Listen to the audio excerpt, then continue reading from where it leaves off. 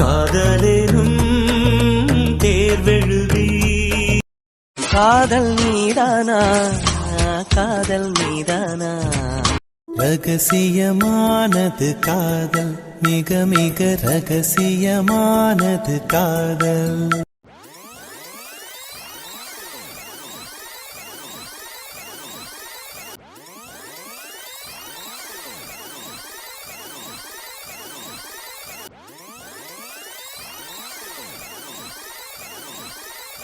இங்க பாரு அபி, நான் ஒன்றும் ஒன்றை சொல்லலை. உன்னை பற்றியும் எனக்கு நல்லா தெரியும், உன் கேரக்டர் பற்றியும் தெரியும். வினோத்தும் தருணும் பெங்களூர்ல என் கூட தான் ஒர்க் பண்ணாங்க, அவங்கள பற்றியும் தெரியும். ஆனால் புதுசாக வந்தவங்கள பற்றி எனக்கு தெரியாதுல. வினோத், இவ என்ன பேசிக்கிட்டு இருக்கா? அவ கரெக்டா தானடா கேட்கா. இங்க பாருங்க கீதாக்கா, உங்க ரிங்க நீங்க தான் பத்திரமா வச்சிருக்கணும். அதை விட்டுட்டு தொலைச்சிட்டு இங்க வந்து பிரச்சனை பண்ணிக்கிட்டு இருக்காதீங்க. இங்க பாரு அபி, எனக்கு அவங்கள பற்றி தெரியாது. ப்ளஸ் அவங்க தான் பேக்கும் உணர்ந்துருக்காங்க. பேக்ல இருக்கான்னு ஒருக்க செக் பண்ணிட்டா எல்லாம் தெரிஞ்சிரும்ல. கீதா, தேவையில்லாம வார்த்தையை விடாத. அதான் வினோத் வாங்கி தாரேன்னு சொல்றான்ல. விடு தருண், செக் தானே பண்ணணும், செக் பண்ணிக்கிட்டோம். இந்த கர்ச்சீஃப் எப்படி எங்க போச்சுனே தெரியல. சரி வேமா வாங்க, அடுத்த ஸ்பாட்க்கு போகணும். சாரி சிஸ்டர், இப்படி நடந்திருக்க கூடாது. அதெல்லாம் ஒன்றும் இல்லை தருண், இதுக்கு எதுக்கு கவலைப்பட்டுக்கிட்டு இருக்க? சரி நீங்க போங்க, நான் எடுத்து வச்சுட்டு வரேன். நீ ஏன் இப்படி மூஞ்சி வச்சுக்கிட்டு இருக்க? சாரிக்கா, என்னால தானே எல்லாம். நீங்க அப்பவே சொன்னீங்க டூருக்கு வரமாட்டேன்ட்டு. நான் தான் உங்களை தேவையில்லாம வற்புறுத்தி கூட்டிட்டு வந்தேன். ஐயா, இதுக்கு போய் எதுக்கு அழுதுகிட்டு இருக்க? அவங்க தான் சொன்னாங்கல்ல இந்த ரிங் ரொம்ப இம்பார்ட்டன்ட்னு. விடு, ஃப்ரீயா விடு, பார்த்துக்கலாம். சரி நீ போ, நான் ரெஸ்ட் ரூம் போயிட்டு வந்துடுறேன். சரிங்கக்கா. ஏன் வினோத், உனக்கு என்னை பற்றி தெரியாதா? நீயும் நானும் கல்யாணத்துக்கு அப்புறம் 1 வருஷத்துக்கு மேலே ஒரே ரூமில் இருந்திருக்கோம். நீ தானே எனக்கு சப்போர்ட்டாக இருந்திருக்கணும் இந்த இடத்துல.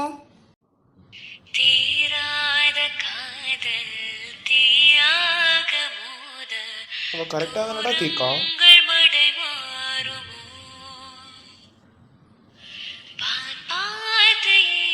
அவ கரெக்டா தானடா கேட்கா.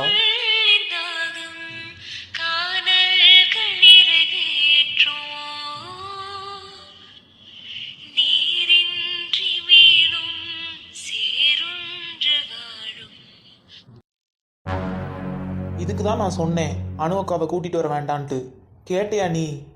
ஏண்டா, எனக்கு என்ன இப்படி எல்லாமா பிரச்சனை வரும்னு தெரியும். இந்த சம்பவத்திலேருந்து உனக்கு என்ன தோணுது? என்ன தோணும்? எனக்கு ஒன்றும் தோணலை. அதான், இந்த மரமண்டைக்கு ஒன்றும் தோணாது. எனக்கு நல்லா கன்ஃபார்ம் ஆகிருச்சு. கண்டிப்பாக கீதா அக்கா வினோத் அண்ணாவை ரூட் விடுறாங்க. நானும் அந்த ஆஃபீஸ்க்கு புதுசு தான், அனு அக்காவும் புதுசு தான். அது எப்படி என் கேரக்டர் மட்டும் அவங்களுக்கு தெரிஞ்சிருக்கும்? எனக்கு என்னமோ உனக்கு எப்படி கீதாவை பிடிக்காதோ அது மாதிரி கீதாவுக்கு அனுவக்காவை பிடிக்காதுன்னு நினைக்கிறேன். என்னாச்சு? ஒன்றும் இல்லை, போமா. எனக்கு ஒன்று மட்டும்தான் புரியலை, ஏன் அவங்க அமைதியாகவே இருக்காங்க? அவங்க தான் எடுத்திருக்காங்கன்னு சொல்லையில நமக்கே கோவம் வந்துச்சு. ஆனால் அவங்க ஃபேஸ் நார்மலாக இருந்துச்சு பார்த்தியா? ஆமாம், என்ன பொண்ணும் அவங்க, ஒரு கோபம் கூட வர மாட்டேங்குது. நானாக இருந்தால் அந்த இடத்துல அவளை ஒரு 4 அரை அரைஞ்சிருப்பேன். அவங்க ரொம்ப சாஃப்டான பர்சனோ என்னமோ. மகா, சொல்லுங்க. இல்லை, உங்கள் அப்பா வீடு கட்டுறதுக்கு கல் கான்ட்ராக்டர் யாராவது இருக்காங்களான்னு கேட்டாங்கல்ல, கிடைச்சிட்டாங்களா? இல்லைங்க, இன்னும் கிடைக்கலையா. கிடைக்கலையா? அந்த கான்ட்ராக்ட் வேணால் நம்ம எடுத்துடலாமா? என்ன சொல்கிறீங்க, புது பிஸ்னஸா? ஆமாம் மகா. சரிங்க, ஸ்டார்ட் பண்ணலாம். ஆமாம், எப்படி?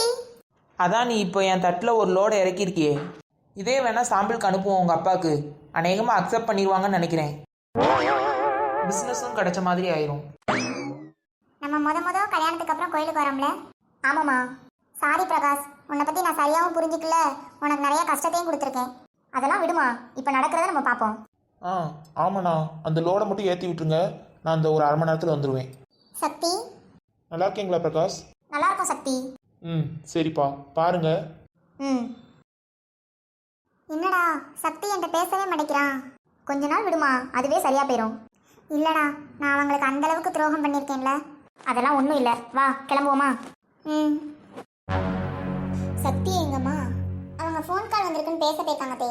ஹாய் பிரியா, எப்படி இருக்கீங்க? கல்யாண வாழ்க்கையெல்லாம் எப்படி போகுது? நல்லா போகுது கயல். நல்லா இருக்கீங்களாண்ணா? எல்லாரும் நல்லா இருக்கோம்மா. ஒரு நாள் வீட்டுக்கு வாங்கண்ணா, பிரியாவை கூட்டிட்டு. கல்யாண விருந்து இன்னும் வைக்கலையில. என்னத்த? ஆமாடா கயல், 2 பேருமே கண்டிப்பாக ஒரு நாள் அழைப்புக்கு வரணும். இந்த வாரம் நீங்கள் ஃப்ரீயாக இருந்தால் இந்த வாரமே வாங்கண்ணா. ஏய் என்னாச்சு பிரியா, ஏன் அழுவுற? சாரி கயல், உனக்கு என் மேலே கோவமே இல்லையா? நான் உன் வாழ்க்கையவே கெடுக்க பார்த்தேன். அதெல்லாம் விடு பிரியா, அது ஏதோ தெரியாமல் பண்ணிட்ட. எல்லா மனுஷங்களும் ஒரு ஸ்டேஜில் தப்பு பண்ண தான் செய்வாங்க. தப்பு பண்ணாதவங்க இந்த உலகத்தில் யாருன்னு சொல்லி பார்க்கலாம். சரி, நீங்கள் என்னைக்கு ஃப்ரீயாக இருக்கீங்கன்னு சொல்லுங்கள், அன்னைக்கே விருந்து வச்சிடலாம். சரியா? சரி கயல். சரி பிரியா, நாங்கள் கிளம்புறோம்.